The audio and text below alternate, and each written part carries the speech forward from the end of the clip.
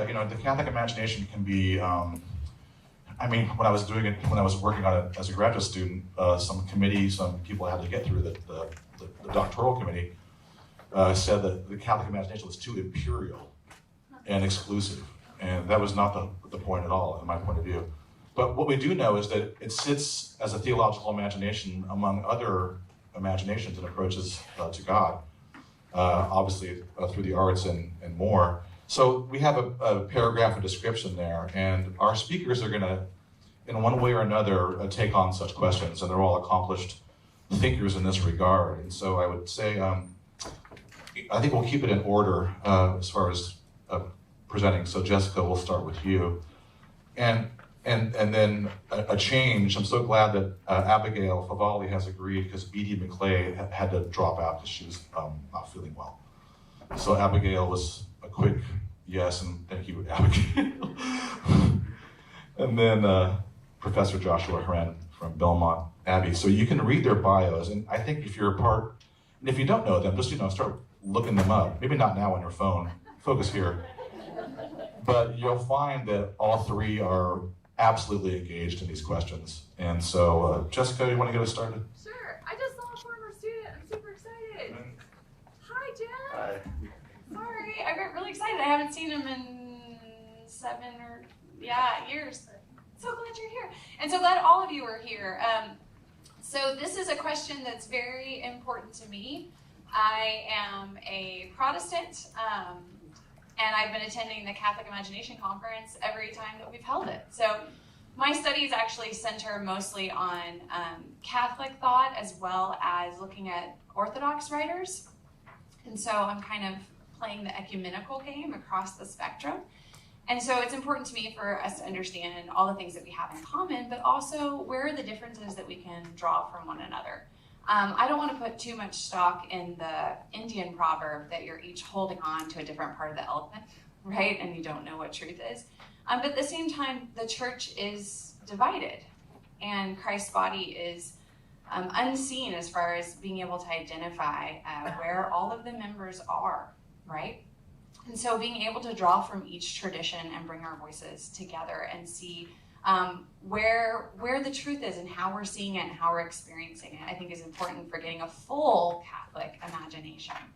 So I've studied the Catholic imagination and stayed within my Protestant church because I have a unique place in the Protestant church. They actually listen to me and invite me into their conversations because I have stayed on this side of the Tiber. Whereas I feel like I wouldn't have as much of an influence or ability to have the conversation and really tell them the good that I'm finding in Flannery O'Connor, or the good that I'm finding in James Matthew Wilson's poetry, which I teach in my classes.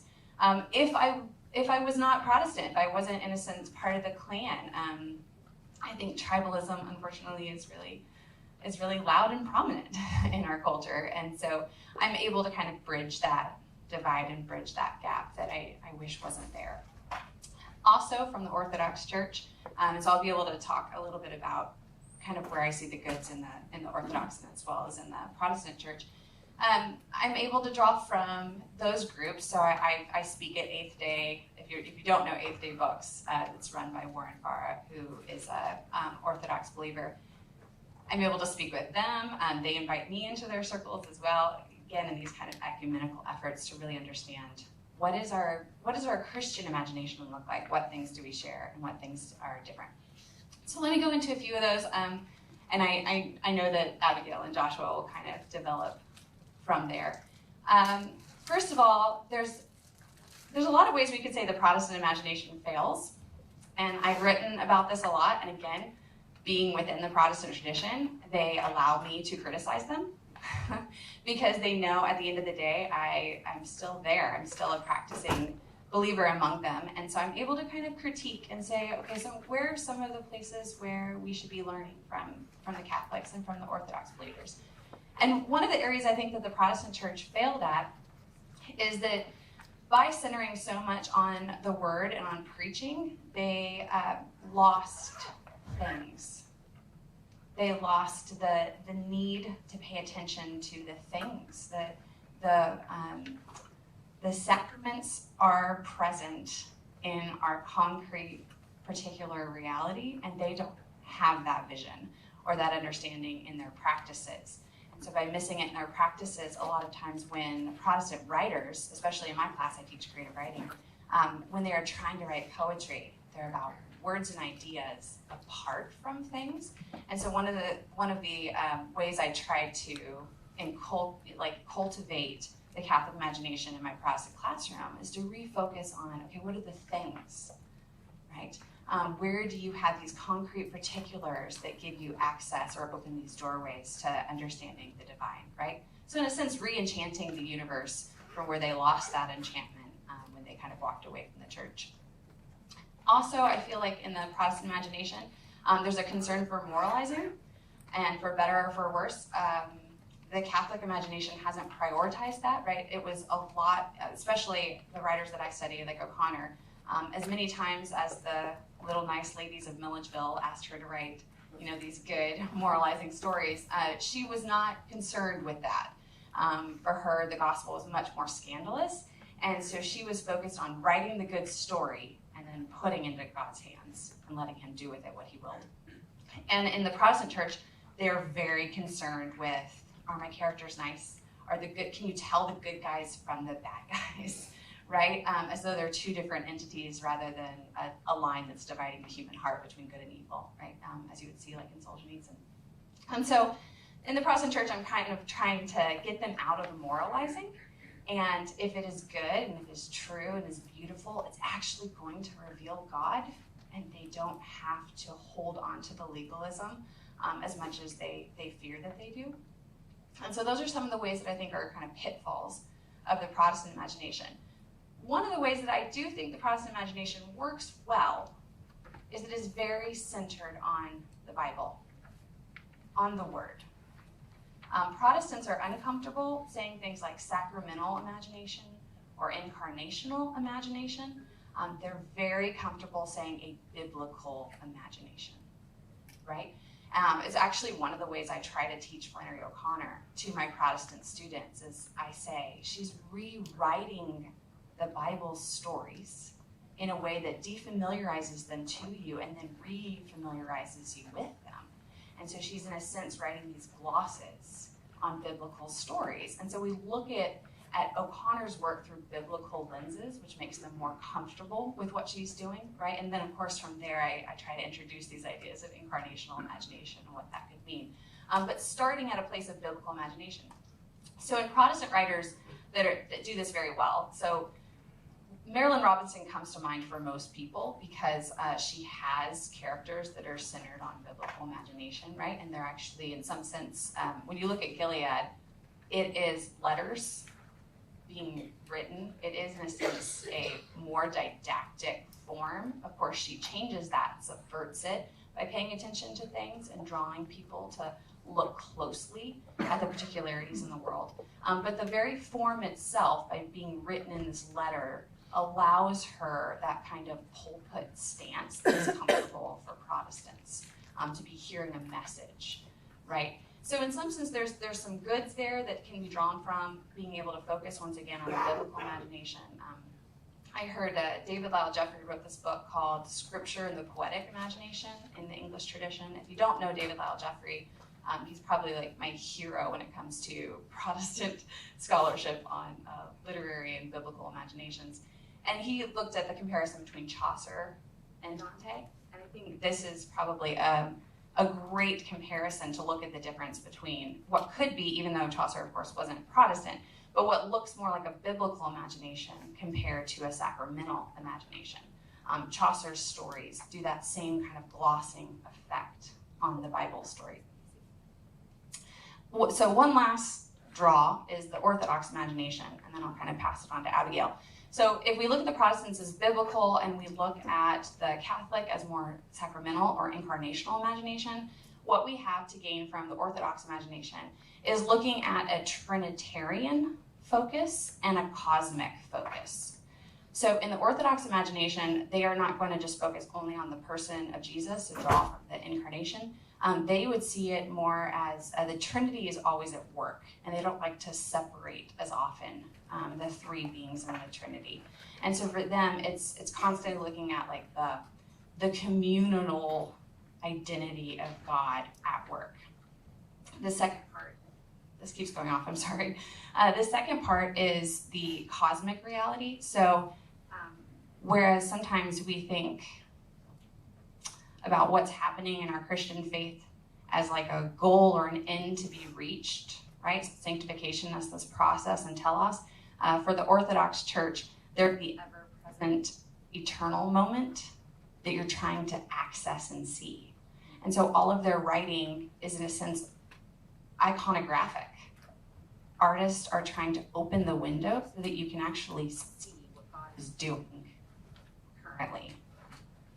Should I stop and yell? I don't know. Camera, it would be okay without the microphone or no? It'd be great to keep using the microphone, yeah, even if it. Is the battery dying on it, or?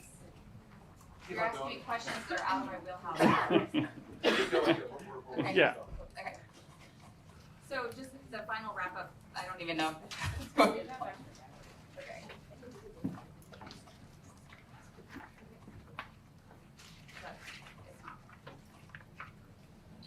Apologies.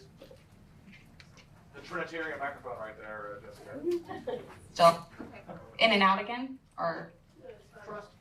Okay, well, this is just one last point, and then I'll pass it to Abigail, and she can kind of brave the microphone territory. So looking at the cosmic, so if you think of the Orthodox imagination as iconographic imagination, as well as Trinitarian, they're trying to open that window. So you're really trying to be seen by the eternity that is happening and being read by it.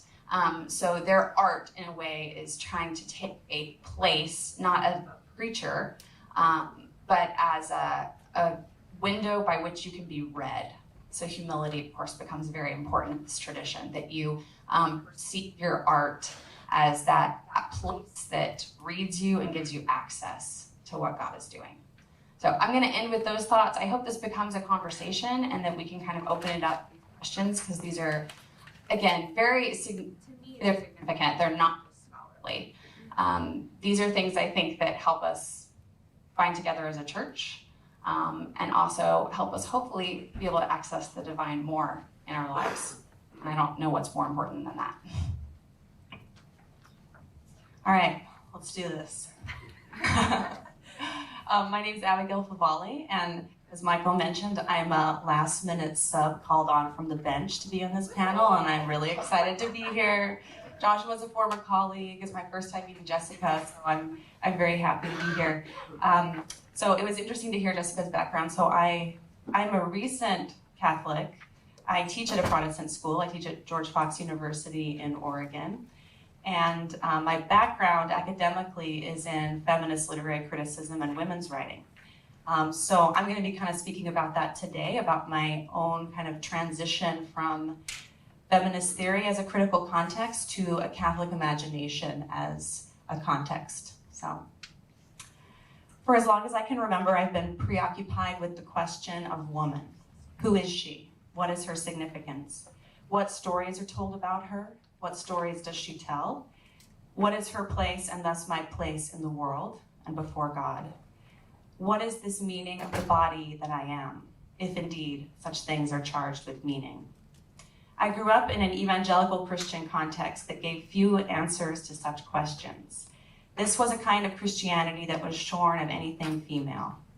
There was some interest in femininity, narrowly construed, but only in the outskirts of things and never in the sanctuary. There was no Mary except for a brief cameo at Christmas, no church as our mother, no communion of saints, no Hildegard, no Joan, no Judith, sword drawn. I did have Jezebel, of course, and Esther and Deborah and Hannah, the biblical imagination, like Jessica pointed out. I devoured these old and otherworldly stories, and I also turned to other books. Alice on the Other Side of the Looking Glass, Lucy and Jill in the Wilds of Narnia, and all those bloody pages of grim fairy tales. I sought after her, woman, in worlds full of danger and magic, nightmares and bliss, where things that are not supposed to speak say beautiful and unsettling things. There was one book, The Farthest Away Mountain, about a young girl who was thrust into adventure by a mountain that called her by name, nodding its great head. That's what I wanted, a mountain that spoke and beckoned, calling me out of the ordinary world into something new and strange. I could find it in glimpses here and there in these childish, magical books, but I had to learn to do without it in the real world as I went into high school and then college and then in graduate school, where I began to read grown-up things, like feminist literary theory. I followed the question of woman there, and it was invigorating, although I quickly learned to equivocate. I could still look for woman and read about woman and write about woman, as long as I conceded that woman didn't really exist, at least not in any essential or intrinsically meaningful way. One could speak about women, perhaps, but not about woman. This seemed to be primarily a feature in Anglo-American feminism, perhaps because of those Protestant roots. There was an enduring uneasiness with female embodiment. Who shall measure, writes Virginia Woolf, the heat and violence of the poet's heart when caught and tangled in a woman's body? French feminist literary theory was another story. Here, the female body loomed large. Here was a different kind of strangeness, drives and fluids and jouissance. Writing as giving birth, writing with milky white ink. Here at last, something that is not supposed to speak, the female body, was allowed to say beautiful and unsettling things. In graduate school, I wanted to see how women novelists were answering this question. Who is woman before God? What is her spiritual meaning? The work of French feminist Luce Irigaray became my primary theoretical lens. This is her contention in brief, painfully brief. Woman has not been truly represented in literature, theology, or thought because she is defined oppositionally through man. We must, she contends, take sexuate identity and difference seriously. We must begin to think in terms of two subjects rather than one masculine subject. To paraphrase in my own words, we must begin to think more in terms of Genesis and less in terms of Plato. Thank you. Irigaray's theories, I've come to realize, are deeply informed by her Catholic upbringing. In Irigaray's work, the sexed body matters. The sexed body speaks. The sexed body is the frame through which one encounters the other and the world. The sexed body is not simply a tabula rasa upon which social meanings have been heaped. Because of this, because she takes the body seriously, she's often charged with that deadly feminist sin, essentialism. For Irigaray, like John Paul II, the body reveals the person. And under her influence, I expanded my attention from imagination to incarnation. Though I didn't know it at the time, this was a profoundly Catholic move, because the Catholic imagination is that which takes as its starting point the reality of the incarnation and the sacramentality that flows from it. This was about as far as Irigaray could take me. Despite her Catholic leanings, her work is fundamentally agnostic on the question of whether or not God, as a reality external to the self, exists. She had been a faithful guide so far, but to step out of purgatory, I needed someone else to lead the way. The female body speaks for Irigaray, yes, but she only speaks her own language and not the language of God. Eventually, two new guides came to my aid, two Catholic women writers, both converts like myself, Gertrude von Lefort and Sigrid Unset. In her short but profound treatise, The Eternal Woman, Gertrude von Lefort provides a framework for understanding the significance of woman in the Catholic imagination by invoking the concept of divine symbol. Here's a quote. Symbols, she writes, are signs or images through which ultimate metaphysical realities and modes of being are apprehended, not in an abstract manner, but by way of a likeness. Symbols are therefore the language of an invisible reality becoming articulate in the realm of the visible. This concept of the symbol springs from a conviction that in all beings and things, there is an intelligent order that through these very beings and things reveals itself as a divine order by means of the language of its symbols. End quote. Through the rest of the book, von Lefort describes the three symbolic dimensions of woman: virgin, bride, and mother. This embodied symbolism is not determined by factual circumstances. Each woman is simultaneously, regardless of her state or stage in life, a virgin, a mother, and a bride. The individual carrier, it's almost like a disease, but it's not, it's actually way cooler. The individual carrier, writes von Lefort, has an obligation toward his symbols, which remain above and beyond him. Even when he no longer recognizes their meaning, or when he has gone so far as to reject or deny them, the bearer may fall away from his symbol, but the symbol itself remains. The Kristin Lavransdatter trilogy by Sigrid Unset dramatizes the divine symbolism of woman, as well as the capacity for the bearer of the symbol to fall away from it.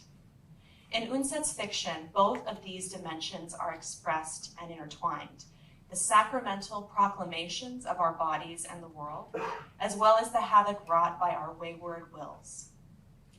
The trilogy calls attention to women's symbolic meaning by tracing all stages of Kristin's life: virgin, bride, wife, mother. The physical and emotional intensities of each stage are depicted viscerally. I have never seen the bodily life of a woman break into language so clearly. The erotic longing of passionate love, the harrowing hyper-reality of childbirth, the pain and urgency of engorged, lactating breasts. There are moments when the facticity of her body becomes a mirror of divine things, like when Kristin is on a penitential pilgrimage, and her infant son's, quote, little mouth at her breast warmed her heart so well, it was like soft wax, easy for heavenly love to shape. And it is this heavenly love that is most real, reflected dimly in the earthly loves that preoccupy Kristin's mind and heart. Unset describes this mirroring between heaven and earth midway through the trilogy, when Kristin's brother-in-law, Gunnulf, admonishes her. You cannot settle for anything less than the love that is between God and the soul, he says. All other love is merely a reflection of the heavens and the puddles of a muddy road. But if you always remember that it's a reflection of the light from that other home, then you will rejoice at its beauty and take good care that you do not destroy it by churning up the mire at the bottom. This love, this fertile, fruit-bearing love between the creature and her creator, is the essence of woman's symbolic meaning. In the last moments of her life, the earthly meanings of Kristin as virgin, bride, and mother have been stripped away. She's bid goodbye to her grown children, many of whom have died in the plague, and she is on her deathbed, giving away her wedding ring to ensure that masses will be said for a dead woman. It is in these final sacrificial acts, saving an orphan boy from a desperate mob and carrying his dead mother's body to consecrated ground, that the depth of Kristin's spiritual motherhood is revealed. In these moments, Kristin actualizes her symbolic meaning, becoming a maternal woman in a spiritual sense, as described by von Lefort, a woman who does not remain the mother of only her own children, but turns especially to the helpless, lovingly and helpfully inclining to every small and weak thing upon the earth. And Kristin is now truly a bride, giving herself over in her last clear thought before death to a divine love that is stronger than death. Quote, it seemed to her a mystery that she could not comprehend, but she was certain that God had held her firmly in a pact which had been made over her, without her knowing it, from a love that had been poured over her. And in spite of her willfulness, in spite of her melancholy, earthbound heart, some of that love had stayed inside her and had worked on her like the sun on the earth, had driven forth a crop that neither the fiercest fire of passion nor its stormiest anger could destroy. This is the far more interesting story. Not a woman at war with the powers of man, but a woman at war with her own soul. This is also the central drama of von Lefort's own novel, The Song of the Scaffold, about a group of Carmelite nuns who were executed during the French Revolution. Toward the end of the novel, Sister Marie of the Incarnation begs to be allowed to die with her sisters, but she must resign herself to a different kind of martyrdom, being the lone survivor. As she considers the silence of Mary at the cross, she's able to accept that fate, and in that moment, her face becomes a mirror of her namesake. Quote, her resistance broke. Her face first showed that peculiar expression in which one could suddenly see how she must have looked as a child.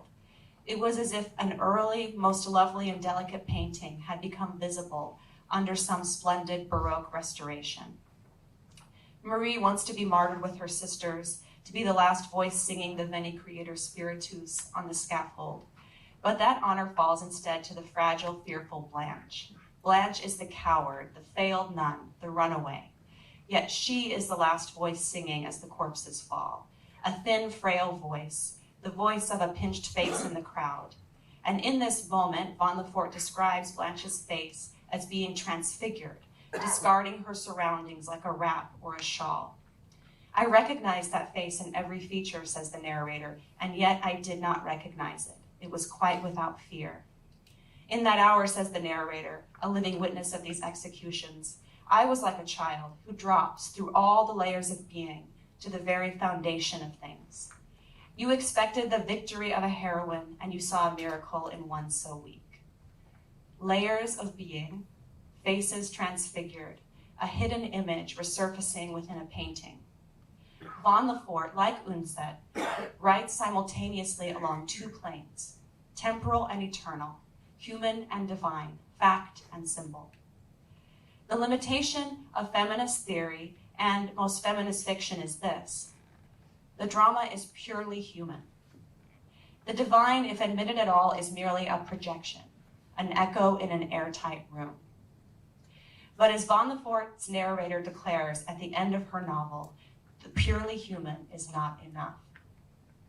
It is under the dome of the Catholic cosmos and within the pages of the writers who live there that what has long been voiceless is allowed to speak, to say beautiful and unsettling things. Here the mountain speaks, the body speaks, and not merely its own language, but the language of a loving and self-revealing God. I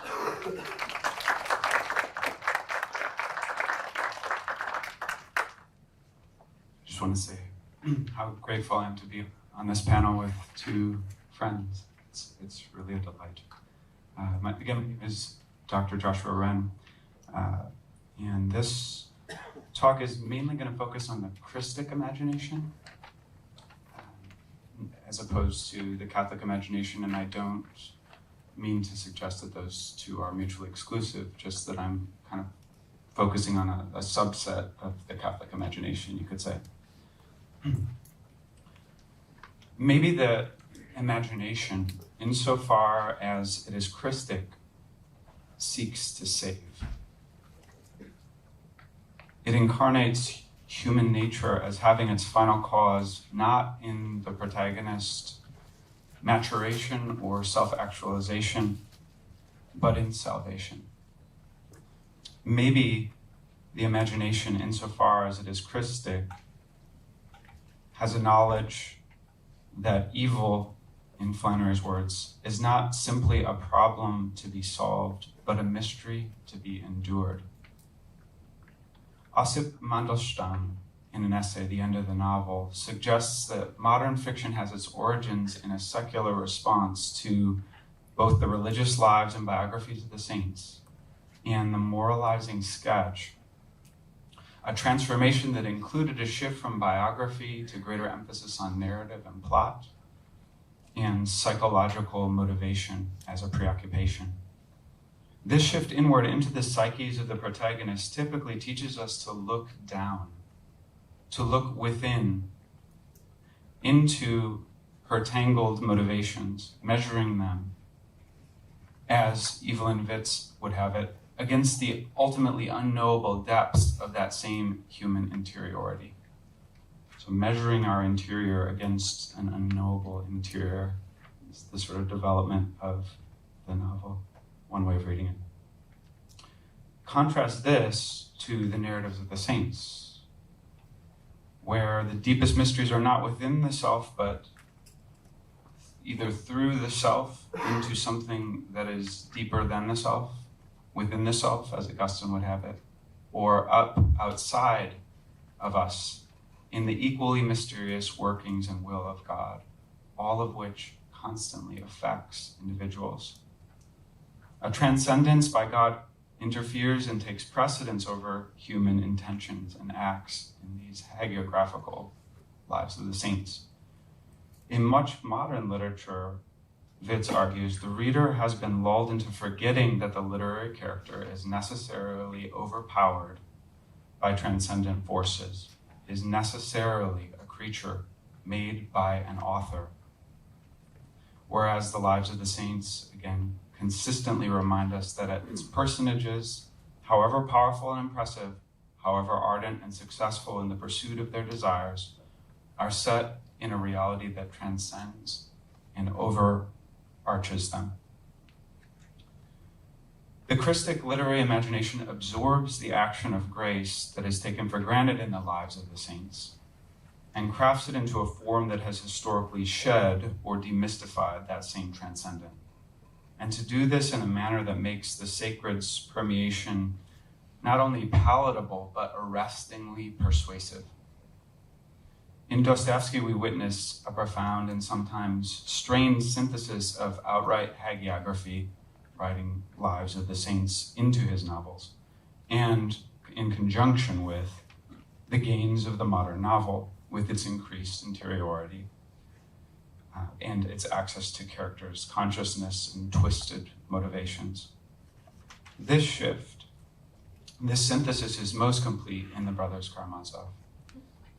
Christic fiction typically absorbs these very real gains of the form, good and evil shifting from clearly delineated hero versus villain to vice and virtue warring within a single soul.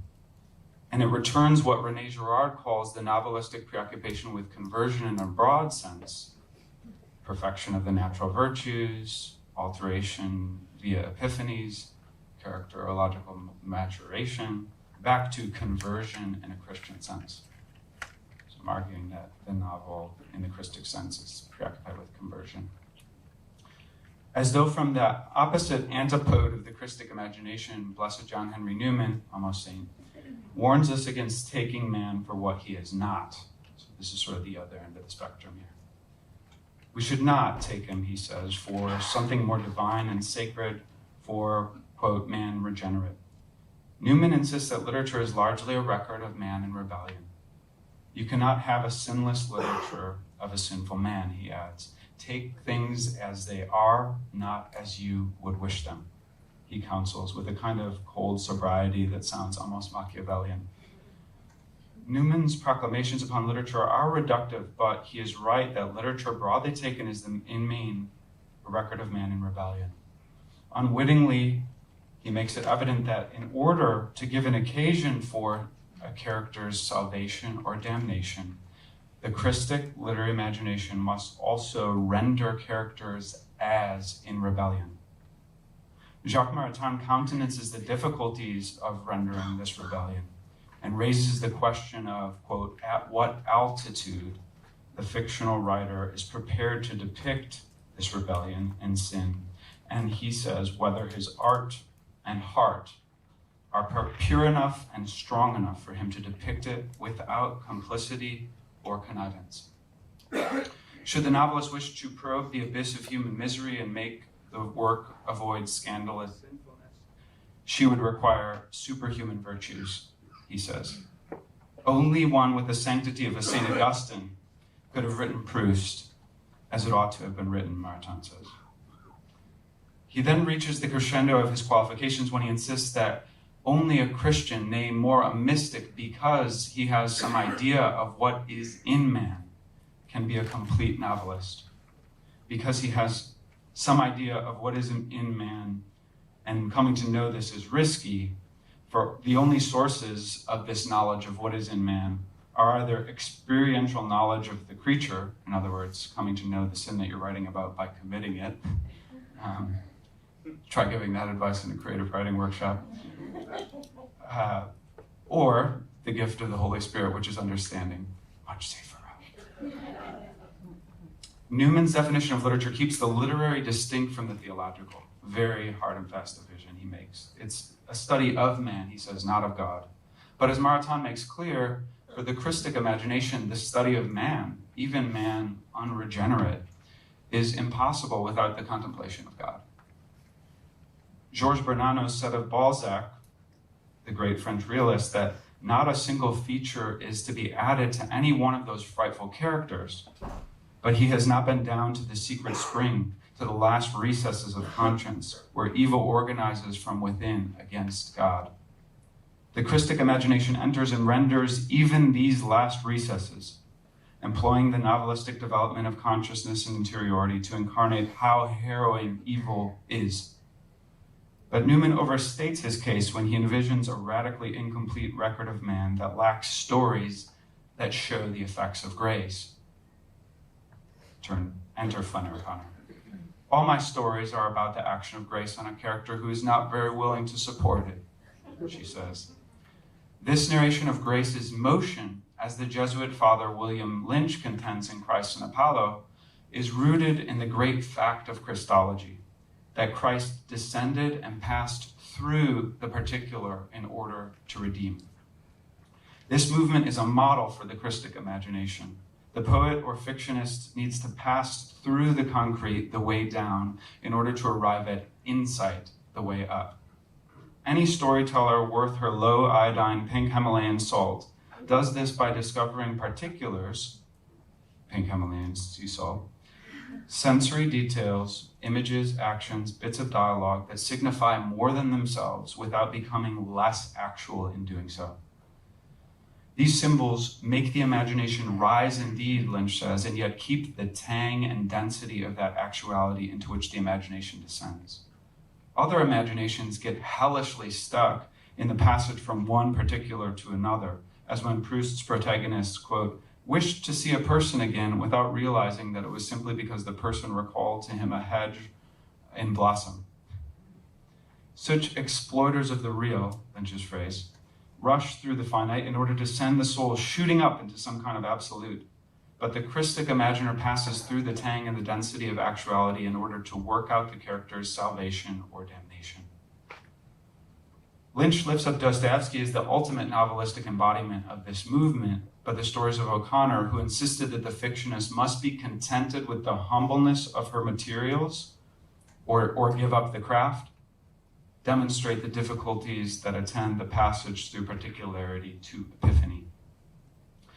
The end of her story, and I'm going to just abbreviate the title here, The Artificial N-Word, embodies the difficulties that plague the prospect of artfully rendering the action of grace, an extraordinarily difficult thing to do well, of capturing conversion in fiction.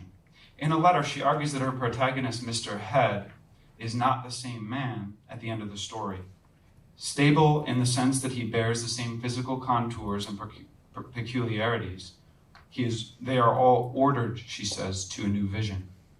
In the story itself, O'Connor waxes explicit to the point that she merely explains the effects of grace rather than narrating its effects on Mr. Head's actions. As both grandfather and grandson grew up their way through the foreign core of the city, Mr. Head lets his grandson, Nelson, get lost on purpose in order to teach him a lesson. Good parenting advice from Flannery.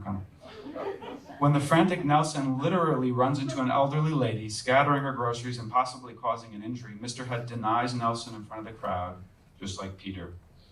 Soon thereafter, grandfather and grandson experience what Lynch calls insight when, walking along the suburban streets, they encounter, quote, an artificial Negro who, quote, was meant to look happy because his mouth was stretched up at the corners, but the chipped eye and the angle he was cocked at gave him a wild look of misery instead.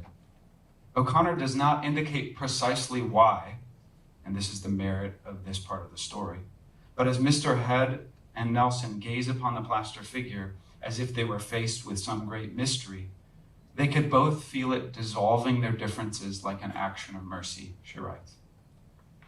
O'Connor's attention to the singularities of the statue is superb. The chipped eye and the stretched mouth meant to smile but miserable. Still, her work evinces how hard it is to obtain the right proportion between what Lynch calls the definite, the concrete particular, in this case the statue, and the insights that we can gain from passing through them. For the Christic imaginer must be led not into the temptation of trying to, in Lynch's words, get as much as possible out of heaven, out of as little as possible of earth. In the letter pertaining to this story, O'Connor indicates that what you experience is not the grace, but an emotion caused by that. And this passage fulfills her characterization. The words feel and felt recur. However, we don't really see the feeling of mercy dramatized and made palpable and persuasive as a feeling of mercy. We are instead told that mercy operates, told that he feels mercy. We are, as it were, on the outside of Mr. Head. We are denied the effects of grace in all their concreteness, even as we are told that the character is undergoing a considerable conversion. This is directly from the story. Mr. Head had never known before what mercy felt like because he had been too good to deserve any, but he felt he knew now. And a little later, he stood very still and let the action of mercy touch him again, but this time he knew that there were no words in the world that could name it. Here, this piece pulses with the heart of the problem. There are no words in the world that can name mercy, but O'Connor does so still. Mercy, she calls it. If she were to stop here at this explicit explanation that he's experiencing mercy, telling us that he's having an epiphany, presencing it to us with only abstraction, the story would be considerably weakened. But then we witness the effects of the mercy on Mr. Head's thoughts, which is, of course, apropos given his name, Mr. Head. Come on, track with me. He understood that it grew out of agony, O'Connor writes, which is not denied to any man and which is given in strange ways to children. He understood it was all a man could carry into death to give his maker, and he suddenly burned with shame that he had so little of it to take with him. He stood appalled, judging himself with the thoroughness of God, while the action of mercy covered his pride like a flame and consumed it. O'Connor, again, does quite a bit of explaining here, you could say, even if we get a touch of the imagery. But again, it's appropriate given the nature of the character. If grace is going to act upon Mr. Head, it's going to be upon his head. Oh, he had never thought of himself as a great sinner before, the story goes on, but he saw now that this true depravity had been hidden from him, lest it cause him to despair. O'Connor considers Mr. Head as ordered to a new vision, a vision that includes his and humankind's history of depravity, but finishes it with forgiveness. He realized that he was forgiven for the sins from the beginning of time when he had conceived in his own heart the sin of Adam until the present, when he had denied poor Nelson. O'Connor considers part of the difficulty of dramatizing grace is that you write for an audience who doesn't know what grace is and don't recognize it when they see it. Her solution in this story is to name mercy as mercy and to show that one of the effects of mercy is that a man can name sin as sin. The question remains, Mr. Head's insights, like those of Alyosha and the brothers Karamazov, comes through his encounter with the stinking corpse of his spiritual mentor, here coming through the utterly concrete of the statue that gave a wild look of misery. Does O'Connor, though, try to milk as much as possible of heaven out of as little as possible of earth would be one of the questions we can consider. Last point here. The Christic imagination doesn't always capture deprivation as a counterpoint to its dramatization of conversion, of course. At times, the Christic imagination makes the absence of Christ in various characters' lives felt as an absence. In the sense that O'Connor meant when she said that while the South is hardly Christ-centered, it is most certainly Christ-haunted. Ghosts can be very fierce and instructive, she says. They cast strange shadows. Consider Evelyn Waugh's Love Among the Ruins, where Miles Plastic, who does clerical work for the essential services offered by the euthanasia department of a future world, observes a hall porter on the eve of Santa Claus Day. And he finds him, quote, engrossed in the television, which was performing an old, obscure folk play, which past generations had performed on Santa Claus Day, and was now revived and revised as a matter of historical interest. The porter's interest, Miles Plastics supposes, is professional, for the show, quote, dealt with maternity services before the days of welfare. That's even a lot right there. The porter cannot glance away from the strange spectacle of an ox and an ass, an old man with a lantern and a young mother. People here are always complaining, the porter says. They ought to realize what things were like before.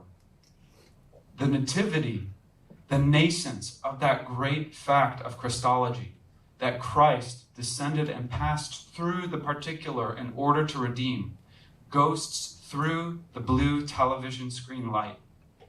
And the characters are quite chillingly not haunted by it, which in turn haunts the reader, as the novella has shown a world wherein the story of Christ becomes museum-like, sanitized, and shrunken. The great demystification of Christ's particularity and transcendence assumes an utterly concrete shape in this moment, so quickly passing among the ruins. In the theory of the novel, Lukács claims that the novel is the epic of a world that has been abandoned by God. The Christic imagination, on the contrary, often gives us a world that has abandoned God, and it paints the awfulness of that abandonment like a deadening TV screen light, making it evident that the souls that need saving may be our own.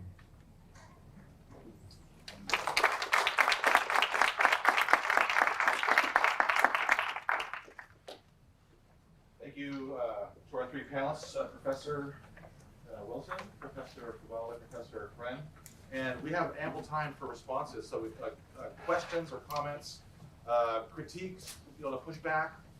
It's open season. So I don't think, we'll leave the mic up here. Hopefully our viewers at home can infer what we're. Yeah, great, thanks. So what's working in your heart, your mind about what you just heard?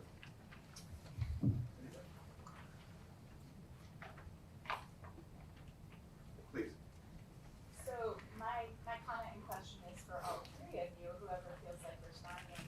I thought particularly Abigail and Joshua, your presentations were complementary, and I was thinking about the abundance of grace and divine presence in the feminine embodiment that Abigail was talking about, and then the absence, sort of the scarcity of grace and presence in Joshua, your presentation. And I was thinking about how that represents paradoxically this war against itself in the Catholic imagination between the abundance and scarcity. And so I wondered if you had a comment on that, but I was thinking for Jessica, from adopting the Protestant gaze and thinking about how the Catholic imagination appears from the Protestant gaze, there's something terrifying about both of those things, both the abundance and the scarcity. So I wondered if any of you had a comment about that. I guess I would just, so the question that I'm going to address is the part of it that deals with the kind of the idea that grace, the narration of grace, and then the rendering of human beings in rebellion or depravity is they're warring against one another in the Catholic imagination. And it reminds me of what Oscar Wilde says about the way that the artist uses sin, right? Like the colors on a palette, it sort of makes the story more interesting. Now that's taking it too far, because I think for the Catholic imagination, right, the Catholic understands these two things as fundamental to human beings. So it's not just aesthetically dramatic, but it is also aesthetically dramatic.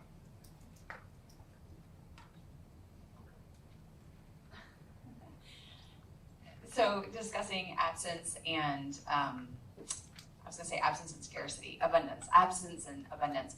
So there's a book by David Tracy called The Analogical Imagination, where he talks about Protestants as being very focused on negativity, right? The lack of God and the sinful state of man. And these are just, of course, hangovers from Luther and Calvin. But at least for the way that it's kind of manifesting itself now in Protestant literature, you see people really wrestling with darkness as a way of talking to human beings who don't want to see the darkness. So in our current culture, we do a lot of self-uplift, and we do a lot of self-improvement. You do you be you, right? Seeing ourselves in a mirror and having pride is no longer a vice, right?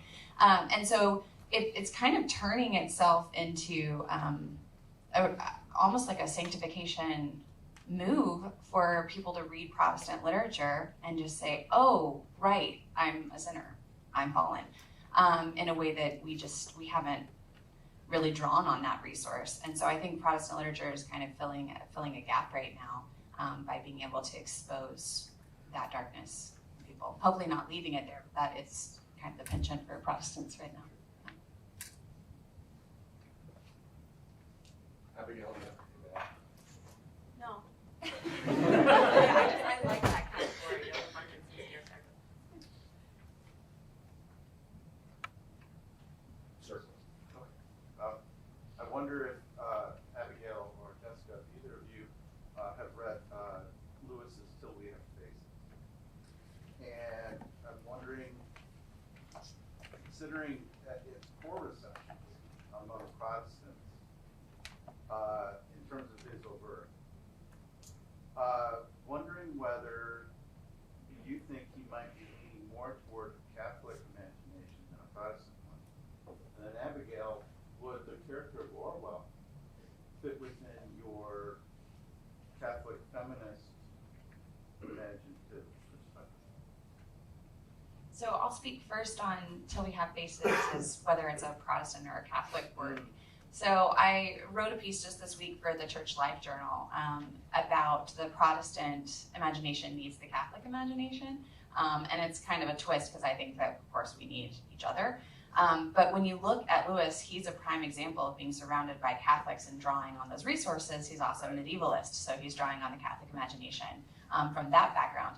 And so when you see something like Till We Have Faces, what he's really doing is very Catholic, right? And I don't think it's a difficulty for Protestants though, because it's more like a inspiration or insight that they haven't seen before. And then again, Lewis being a trusted resource, it allows this access point to, wow, look at how powerful this truth is from a voice that you recognize and that you trust. Sure. Yeah, I would echo that, and I do think that C.S. Lewis tips into the Catholic imagination side fairly frequently, and that particular work is a very good example. And I can think of others, and even some of the nonfiction stuff that he's written about the symbolic dimension of gender, I think, is very deeply Catholic, and it might be because of that medievalist being smuggled in through the back door a bit, because that certainly helps. And I'm not sure about the specific character about Orwell because I haven't read it recently enough. Okay. But sounds plausible. Sounds. Sir. Yeah, I'm mostly going back to the story of the artificial Negro, which I recently kind of listened to by chance. I was listening to Flannery and I couldn't really get that much out of her. I felt like I had to work really hard to get to the Christic things, and don't hate me, but anyway. On the other side, yeah. But I always paying attention to the images and then how they get into an insight, like how we have an Aristotelian reading of that. And that particular story I really love. And I think that if you go a little bit back from the point that you were mentioning, to the whole arc of how basically Hren feels like he has lost Nelson completely. So he goes into this deep despair. There's no way coming back from there. And then this just little event that happens there creates this completely different outcome, you know.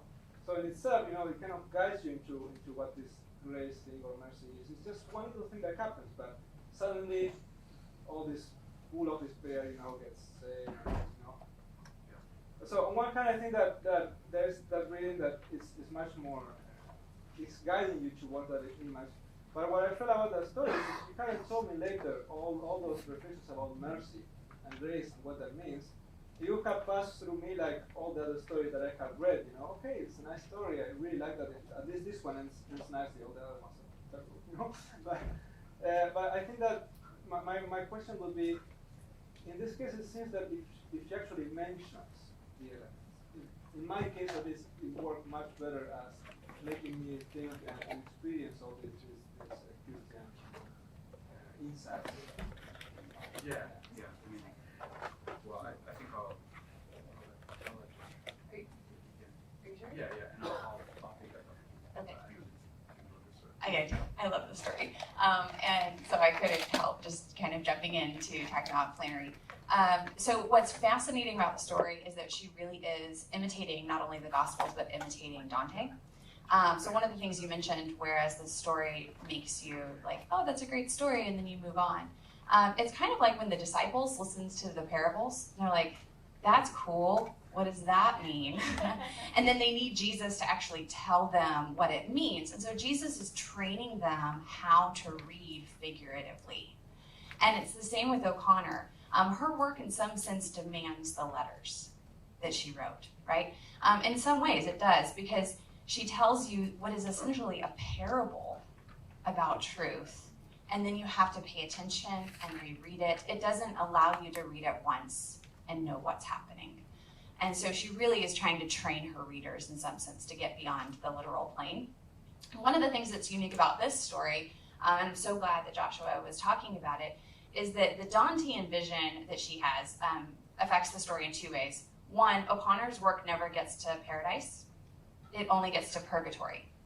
So she's always trying to bring people from inferno, recognizing that you're the worst of sinners, into purgatory, but there's a way up.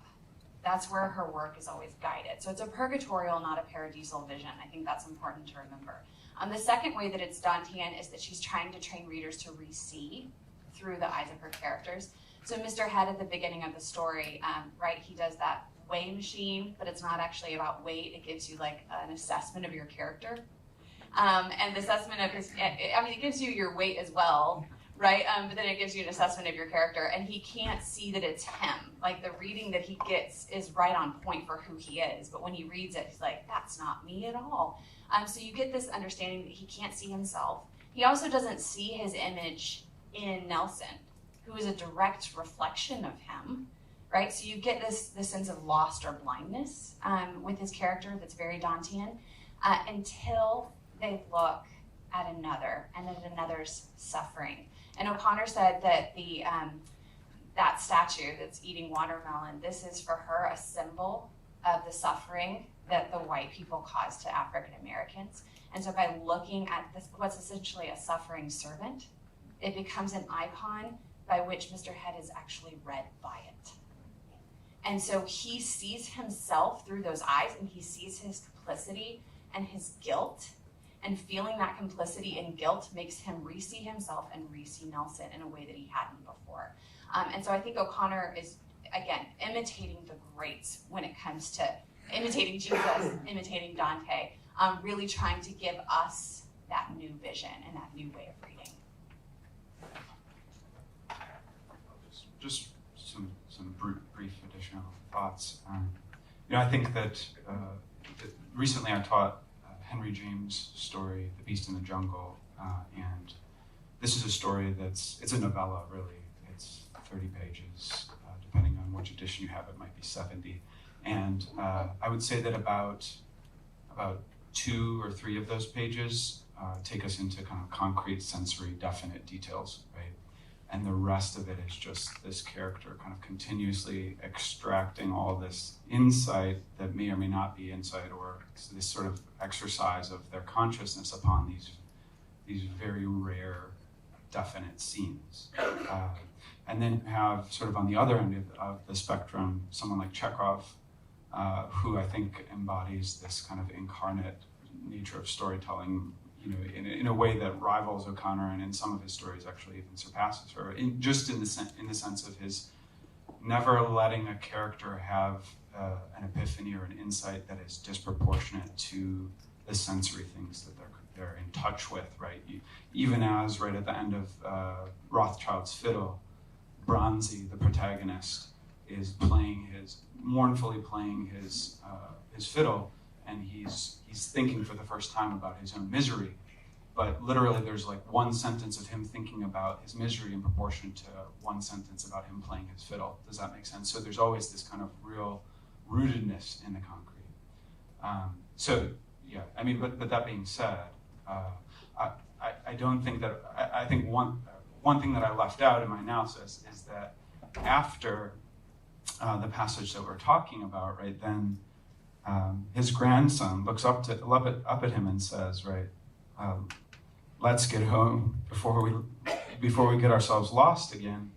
And then he goes on to say, or O'Connor goes on to write, Nelson continues to eye him from under the shadow of his hat brim, watching with a mixture of suspicion and fatigue.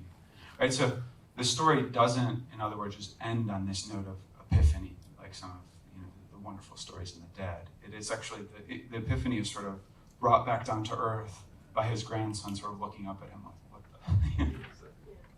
I'll just add on that with the artificial end, that you have, to build off, right? There's a theological anthropology right before our very eyes that uses a Dantean mechanism, not for epiphany, but for encounter.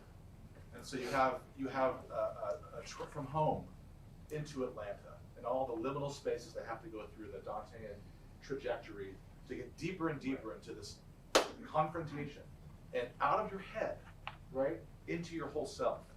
A kind of anthropology that O'Connor is going to be saying is dominating the landscape in which she lives, not only in Milledgeville or Georgia, but in the kind of late American, maybe white Anglo-Saxon Protestant literary ethos, right? That we're going to be a Cartesian head-only person, not a full embodied person. And so it's absolutely a majestic piece of work. Any thoughts from your point of view, Abigail? Well, as I was listening to your, I guess to both of your presentations, I kept thinking about this idea of getting as little as possible, as much as possible of heaven in as little amount of earth as possible. Or I'm like butchering that quote, but because it was making me reflect on some of the works I talked about and how I think one of the weaknesses of von Lefort's fiction is that she maybe tends to flip it a little bit. She does a lot with her narration. The narrator kind of makes sure you get it, right? And I think that's one of the strengths of Unset. I quoted a couple of places where it does become explicit, but through the vast majority of that, like 1,000-page work, it's much more implicit and it's interwoven in the particularity of the life of this woman in medieval Norway. So I think that's more effective. And so I find that to be, I like that idea, and I think it shows what O'Connor does well, although, circling back to your comment, then that also makes it more difficult for the reader in a sense, right? If you're not necessarily getting hit over the head with it, there's a way in which you have to work yourself to get at it. You have to enlist with her, right? Yeah. I guess just one last thought is that really quick, that even with all of the explicitness and the explaining that happens at the end, still the reason why that particular statue had that particular effect on him is left mysterious. Does that make sense? It's something that you have to work out as a reader, right, for yourself. Yes. Yes. Yeah, and that was kind of that comment, Abigail and Joshua, was kind of the most striking thing to me. How do we pull this bit of heaven out of like this sacramental understanding of reality, and especially Joshua, you mentioned trying to find that balance between the particular and the insight, and I would just like to hear more from like all of you about where do you see that balance very successfully struck, and what do you think are kind of the pitfalls of trying to find that balance? Let me pull a moderator's preference here and just go lightning round so we get more back and forth.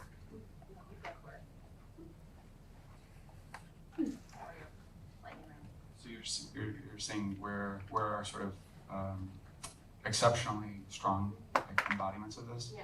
I mean, I think that in pretty much every one other of O'Connor's stories, I'm sort of picking on this one because it's an exception to the rule. So, but yeah, I'll just leave it at that. So this is one of the places that you might be able to find it contemporary. Yeah. This is Joshua's collection of short stories, and I have read all of these, and these are fantastic. So if you want to see someone who's actually on the path to live out what he's preaching, I'm going to recommend his book. Joshua, good. Yeah. Yes. I enjoyed all of this. It's very polite. Thank you. The whole panel. But my question, especially for Abigail, is your talk really resonated with me. And I'm looking forward to your reading your memoir. Maybe you talk more about this. But I was wondering what sort of more contemporary women writers in your own reading, your teaching, your critical analysis. Who are some of the writers, sort of more, and really the whole panel, like who inspired you and get at, to speak beautiful and unsettling things? That's a great question, and in some ways I'm a little bit at a disadvantage here because I'm a pretty recent convert, and so much of all my focus in graduate school when I was really focusing on women's writing, it was contemporary women's fiction, but it wasn't so much writers, always that I would call being in the Catholic imagination, because that wasn't really on my radar at the time. I do think there's an interesting Scottish writer named A.L. Kennedy, who I wrote on in my scholarly book, and I wouldn't call her a Catholic imagination, but I think she gets at some of these, especially the workings of grace in fallenness. And so she's one that I would say, and this is going back probably further than you want to, but Muriel Spark is another one. I mean, so I'm actually in this stage of discovery myself. So I'm just discovering that, oh wow, Catholic women writers are a thing. And so for me, when I do on the academic side of thing, it has been more early 20th century or mid 20th century work. So I'm also on the lookout for more contemporary women writers who write in the kind of Catholic imagination mode. Okay. So Oh yeah. Writer, marvelous. Yeah. And, Yeah. I have Gail Godwin. Yeah. Other names from the crowd? Gail Godwin. Well, there's also a lot of women poets that are writing some pretty amazing, unsettling things, and so that's where my mind naturally goes. Is a lot of sort of women poets, so like Lucy Shaw. I love Mary Carr. I'll say so, especially her memoir, Lit. Okay. Can I mention one more theologian? So this is a Protestant, but what she does is beautiful. Natalie Carnes. If you haven't read Image and Presence, it's amazing. Talk about scandalizing and inspiring. So her new book is awesome, and she has a book coming out, a memoir that is called Motherhood, and it's looking at Augustine's confession from the perspective of a mom. So Monica Cully Brown, who's here at the conference, she's a powerful young voice and a recent convert as well.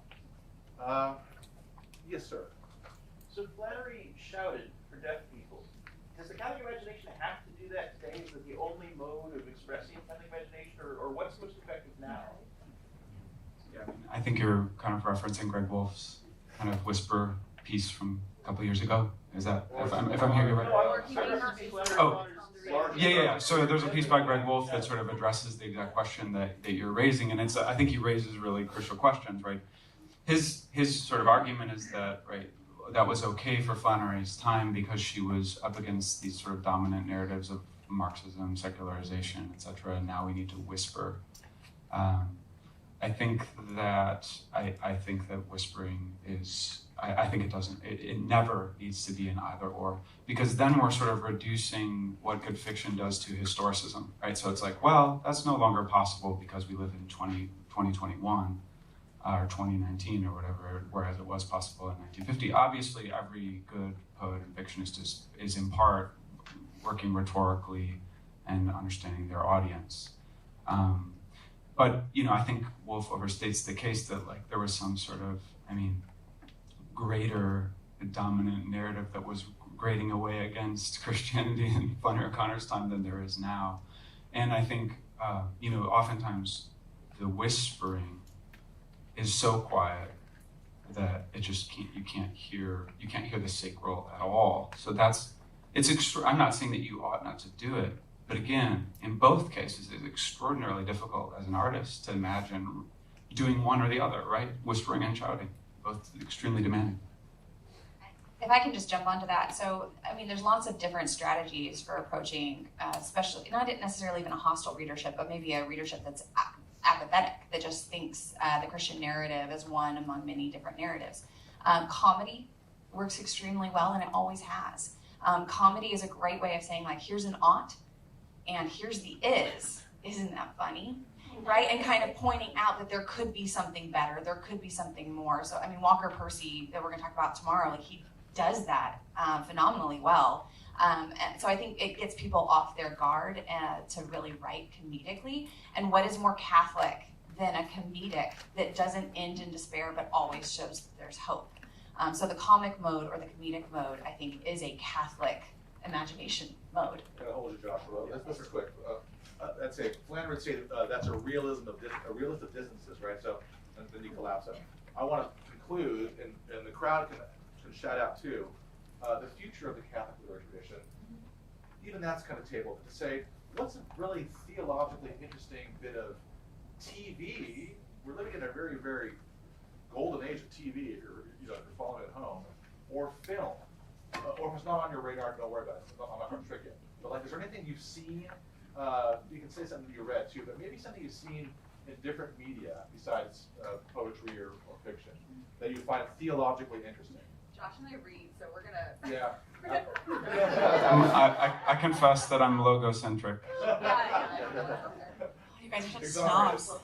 Okay. Well, this is the first thing that comes to mind, actually, with a conversation Joshua and I are having. I think it was with you. I don't know. Maybe it wasn't. But where. No, maybe it was with Trevor. I don't know. It was with some white guy I was talking to. Sorry. But it was. We were talking about an aspect of the Catholic imagination is that stories that really kind of face the gravity of evil head on and have not a moralistic heart, but at the same time kind of show the moral decline and decay. And I would say a television series that does that better than anything I've ever seen is Breaking Bad. I absolutely love that series. So it's intense, buckle up if you haven't watched it before. But in terms of what sin can do and the banality and gravity of evil and how it can kind of overtake the soul an inch at a time and how far that can fall, and it's good. Yeah, I agree. Shout out anything worth British radio drama. British radio drama? Reclaiming some of the Catholic history, the rewriting of, Robin Hood and things like that. Excellent. Yeah. What else? Dairy Girls. Dairy Girls is interesting. Yeah. How about Fleabag? You see Fleabag? Yeah. I'm like, I don't know, but like it's I like it. Yeah. I loved it, but like there's a theology that needs to be worked out, I think. Okay, last words, any final thoughts? Yeah, can I just, I'm going to end ecumenically. So if you noticed when I was talking about Flannery O'Connor's story, I talked about the way she's biblical, the way that she's Christic, and the way that she's iconographic. I just want to end by saying that I don't think these are silos, and they shouldn't be silos. The best artists are going to dip into all of them. But just being more intentional about where to see those emphases and draw on all of the resources and not necessarily just one vision of the imagination. I just want to say that I'm grateful that we were able to have this conversation with a good amount of sort of offering of some definitions or frameworks. I remember actually 3 years ago at the first one of these conferences, we tried to talk about what the Catholic imagination is, and it was just sort of constantly repudiated as being too essentializing and too sort of definitive. And none of us are claiming that anything that we've said are exhaustive, but I think that shows that we've come a good distance to being able to just sort of without feeling shame to advance that there is such a thing as the Catholic imagination. These are some of its attributes. That's a really good thing. So thank you.